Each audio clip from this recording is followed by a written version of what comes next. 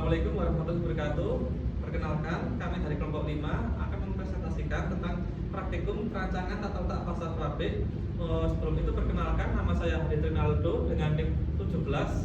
Saya Nur Asmil Burani dengan NIM 90. Saya Muhammad Rizal Firmansyah dengan NIM 107. Saya Muhammad Andi Rasid dengan NIM 23. Untuk yang pertama, ini adalah modul 1 untuk pengumpulan data. Pengumpulan data berikut adalah hasil dari pengumpulan data pada tata letak fasad pabrik, modul penentuan tata letak pusat fasilitas.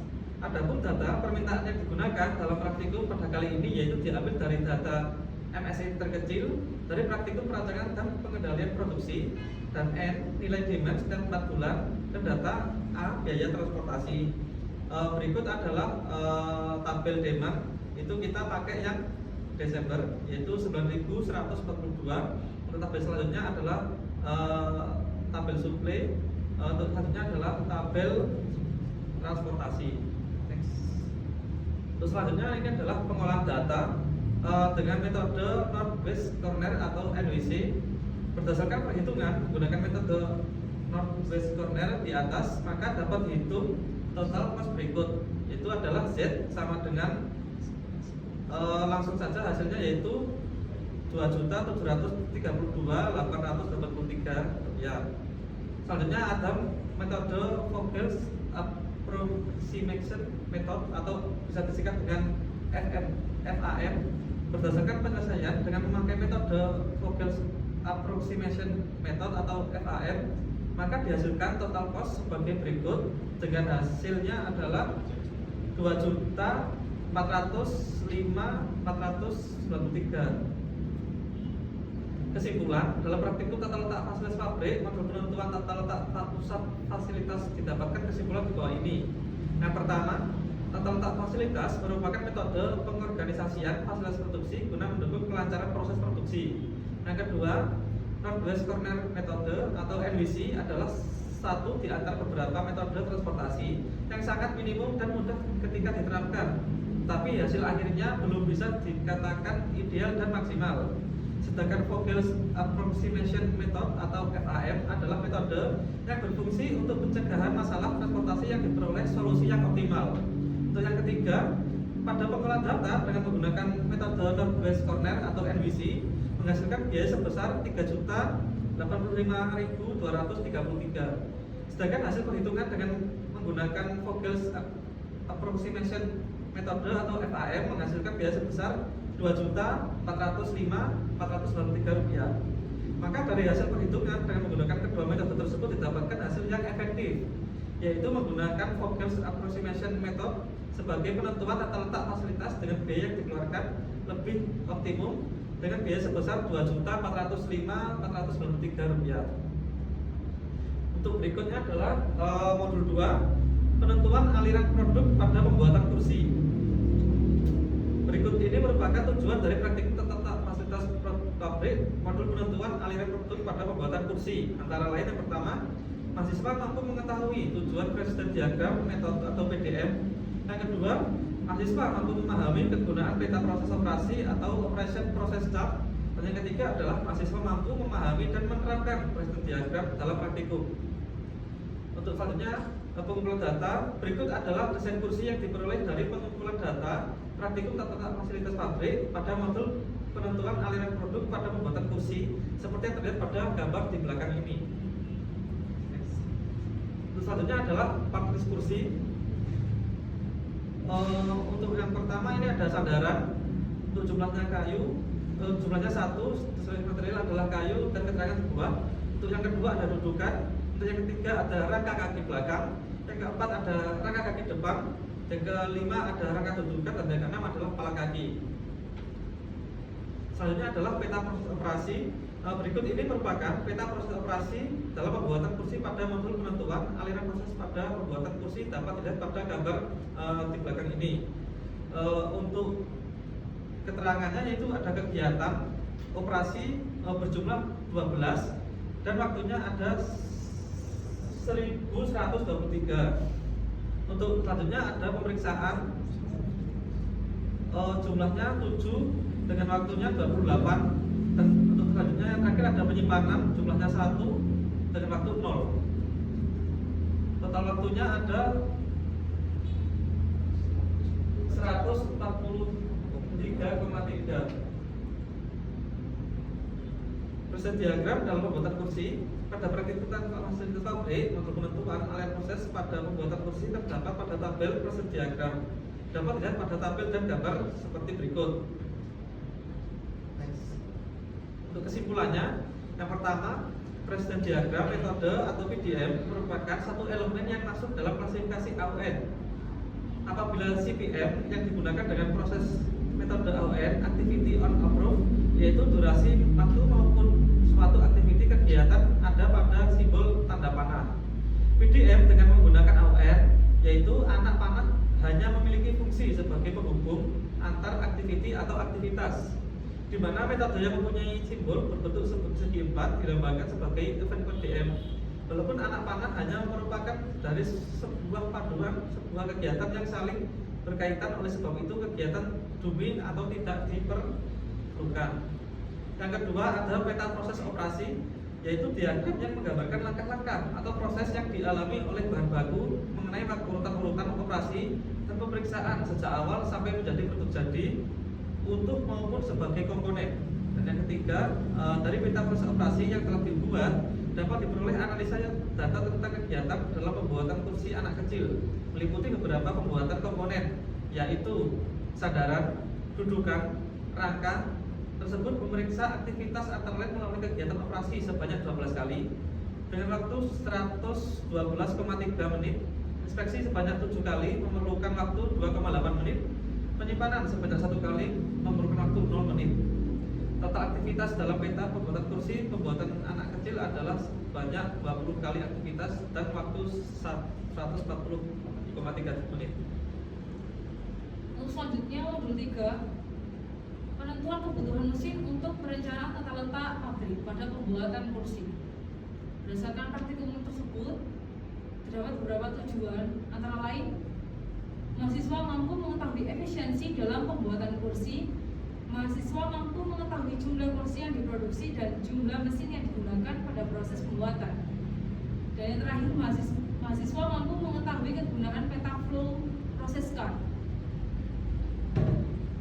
Berikut pengumpulan data dari tabel di bawah ini, antara lain di tipe mesin yang digunakan, jam kerja per periode, waktu pengerjaan per periode, downtime per hari, setup time, persen defect. Dengan demand diketahui 416 unit, jam kerja 10 jam kerja per hari, waktu pengerjaan per periode sama dengan waktu pengerjaan atau OPC. Downtime-nya 12,5, setup time, waktu persiapan mesin, defect, persentase kecacatan produk yang dihasilkan.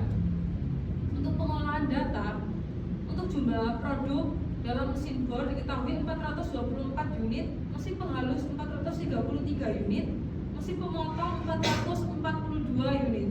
Untuk efisiensi mesin diketahui mesin pemotong, penghalus, dan bor diketahui 98%. Untuk jumlah mesin, untuk mesin pemotong diketahui 22 unit, mesin penghalus 15 unit, mesin bor 23 unit. Berikut ini untuk FPC atau Flow Process Card yang digunakan untuk proses produksi kursi.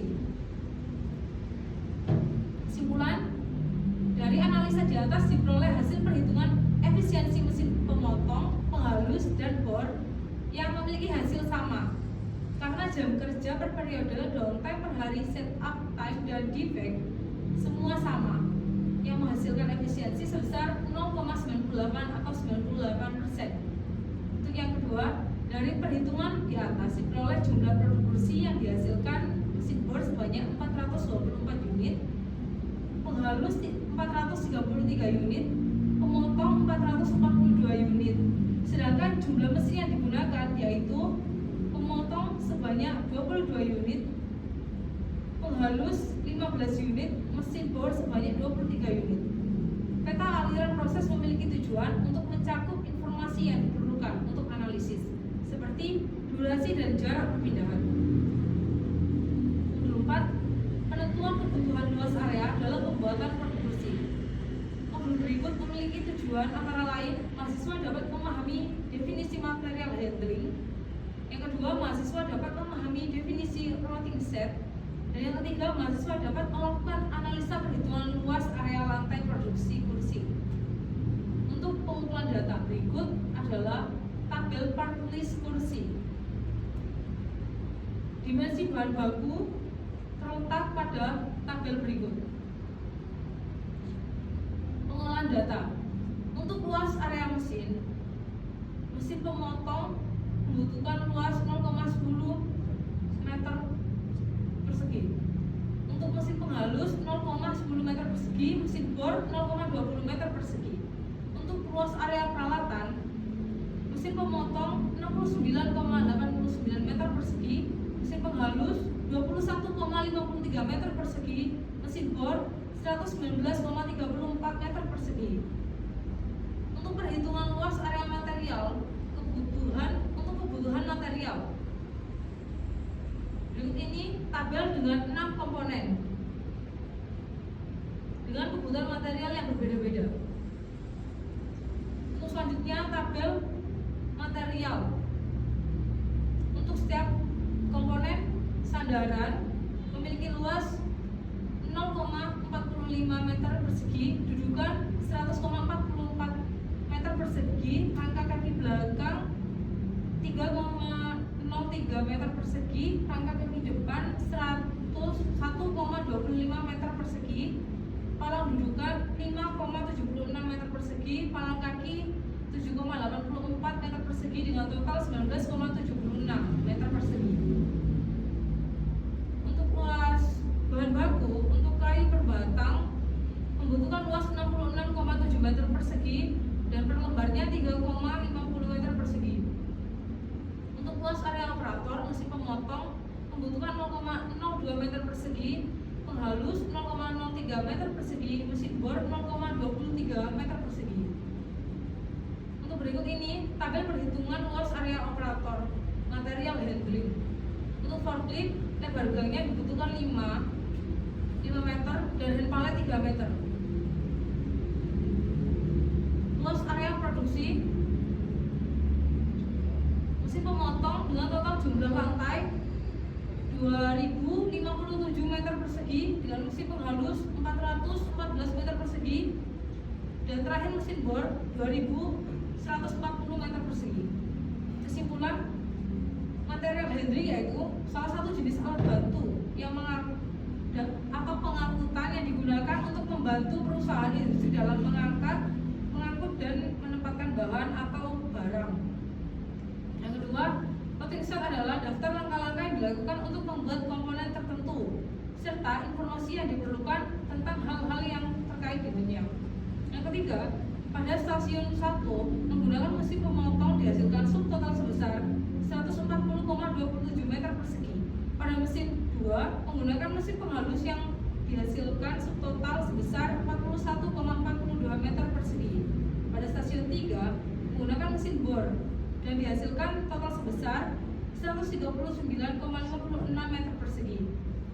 Pada stasiun 1 menggunakan mesin pemotong memerlukan allowance sebesar 93,51 meter persegi.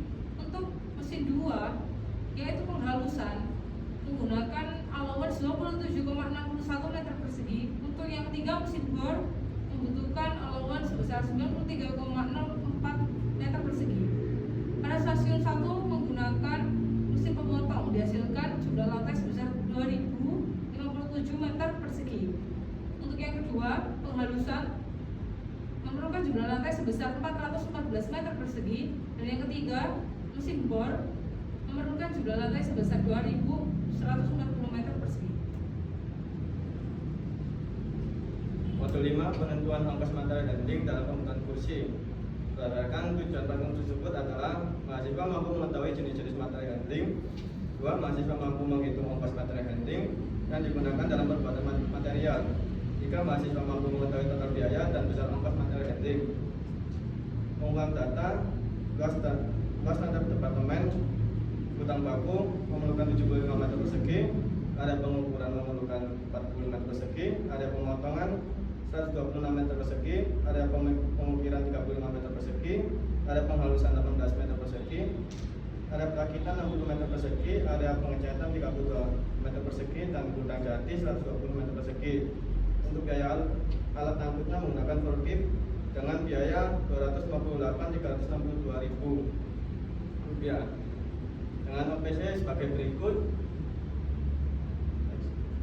dan pengolahan data juga sebagai berikut,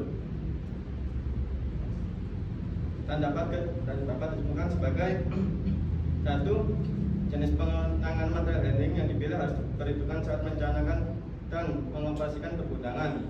Peralatan material handling yang sesuai dengan kapasitas dan dimensi barang diperlukan untuk mengangkut barang dari gudang. Teknologi peralatan penanganan material seperti truk, forklift, derek atau crane, dan conveyor. 2. Total jarak perpindahan material proses produksi kursi dari gudang bahan baku ke departemen pengukuran sebesar 7 meter per hari dengan biaya material handling sebesar Rp34.483 per bulan. Total jarak perpindahan material handling sebesar material proses produksi kursi dari departemen pengukuran ke departemen pemotongan sebesar 9 meter per hari dengan biaya material handling sebesar Rp29.444 per bulan.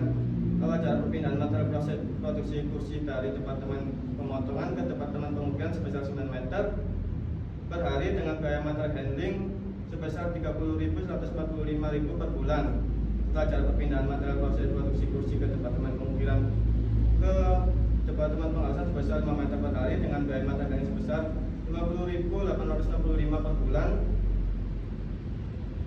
Total jarak perpindahan material proses produksi kursi dari departemen pemotongan ke departemen penghalusan sebesar 8 meter per hari dengan biaya material handling sebesar Rp33.407 per bulan. Total jarak perpindahan material proses produksi kursi dari departemen penghalusan ke departemen perakitan pengukuran sebesar 6 meter per hari dengan biaya material handling sebesar Rp43.101 per bulan. Total jarak produksi kursi dari departemen perakitan ke departemen pengecatan sebesar 7 meter per hari dengan biaya material handling sebesar Rp38.553 per bulan. Total jarak perpindahan material proses produksi kursi dari departemen pengecatan ke gudang jati pengukuran sebesar 8 meter per hari dengan biaya material handling sebesar Rp31.107 per bulan. Pada predikum tata letak fasilitas pabrik pada modul penentuan ongkos material handling dalam pembuatan kursi didapatkan ongkos total material handling sebesar Rp2.066.896.000. Modul 6. Analisis aliran proses menggunakan form chart atau pitching. Berdasarkan tujuan tersebut, mahasiswa mampu memahami material handling, mahasiswa mampu memahami metode form chart atau pitching, mahasiswa mampu menganalisis data dari hasil penentuan nilai pada volume aliran dari jarak diagonal. Pengumpulan data sebagai berikut. Data volume material of handling sebagai berikut, dan pengolahan data sebagai berikut. Pengolahan data produk berdasarkan jarak diagonal real 1 sebagai berikut. Kesimpulan, material handling yaitu studi tentang penyimpanan, pergerakan, perlindungan, dan kontrol material dari bahan mentah hingga bahan jadi. Istilah material handling juga dapat dipahami sebagai penanganan material dalam jumlah yang tepat dan waktu yang tepat, di tempat yang tepat, dengan urutan yang benar, dengan biaya rendah, dan dengan cara yang benar. Penggugat atau pitching merupakan metode yang digunakan untuk merencanakan tata letak lantai produksi atau fasilitas. Sebelum pemeriksaan harus disadari terlebih dahulu stasiun kerja apa yang ada terlibat dalam penciptaan. Kemudahan penggugat atau pitching adalah dapat digunakan untuk melihat bagaimana bahan dipindahkan antar unit produksi. Jika pada tabel bernama untuk nilai forward total momennya sebesar 420 dengan total koefisien jarak sebesar 420 dan nilai presentasi sebesar 100%. Sedangkan untuk backward total momennya sebesar 0 dengan total koefisien jarak sebesar 420 dan nilai presentasi sebesar 0%. Sehingga dapat disebutkan bahwa proses aliran materialnya sudah efisien dan hal itu tidak perlu adanya perubahan. Modul 7 akan membahas tentang perancangan sistem kali ini memiliki tujuan. Yang pertama, mahasiswa mampu memahami tentang material handling. Yang kedua, mahasiswa mampu memahami sistem area material di perusahaan pembuatan kursi. Yang ketiga, mahasiswa mampu menentukan tanda letak ruang dalam pabrik pembuatan kursi. Pengumpulan data pada tabel berikut merupakan karakteristik hubungan antar aktivitas. Huruf A memiliki hubungan mutlak perlu didekatkan dengan garis 4 memiliki warna merah. E sangat penting untuk didekatkan. Garis 3 warna orange. I penting untuk didekatkan. Garis 2 warna hijau. O cukup atau biasa. Garis 1 warna biru.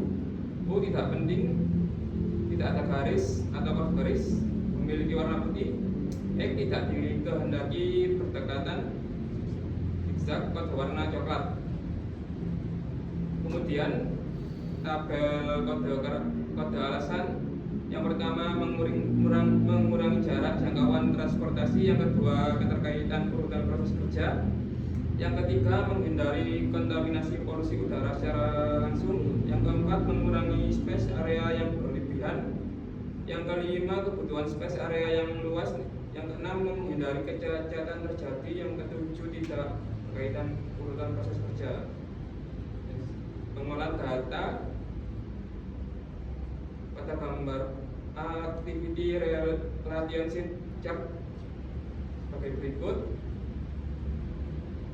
Hubungan antara A0 dengan A memiliki hubungan A0 dengan B, I, A0 dengan C, U, A0 dengan D, O, A0 dengan E, O, A0 dengan F, O, A0 dengan F0, U, A dengan B, A dengan C, O, A dengan D, O, A dengan F, U, A dengan F0, U, B dengan C, A, B dengan D, I, B dengan E, F, B dengan F, O, B dengan F0, U, C dengan D, A, C dengan E, C dengan F, X, C dengan F0, U, D dengan E, A, D dengan F, E, D dengan F0, U, E dengan F, A, E dengan F0, I, F dengan F0, A. Kemudian ART sebagai berikut. Kemudian area allocation diagram sebagai berikut. Kesimpulan.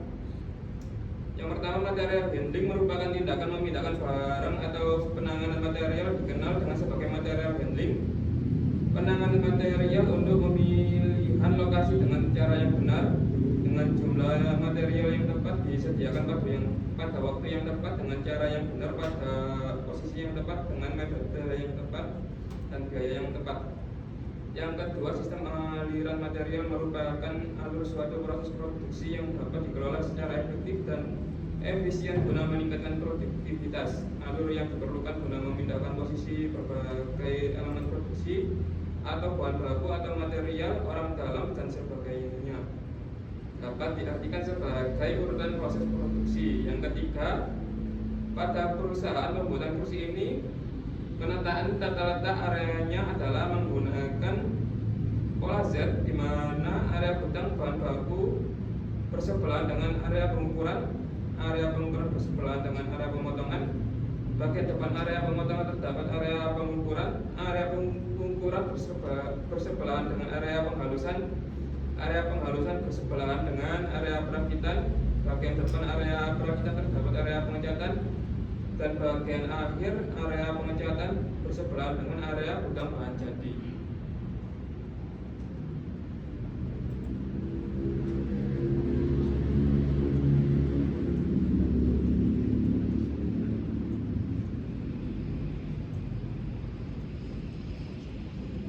Berikut adalah hasil dari desain praktikum tata letak fasilitas pabrik. Dengan bagian di sini gudang bahan baku, di sini area pengukuran, di sini area pemotongan, sini area penghalusan, di sini area rakitan, di sini area pengecetan, dan di sini pengukiran, dan di sini gudang bahan jadi. Dari desain ini juga terdapat beberapa fasilitas seperti musola, toilet, area parkir, dan taman. Dan di sini kita menggunakan alat angkut forklift.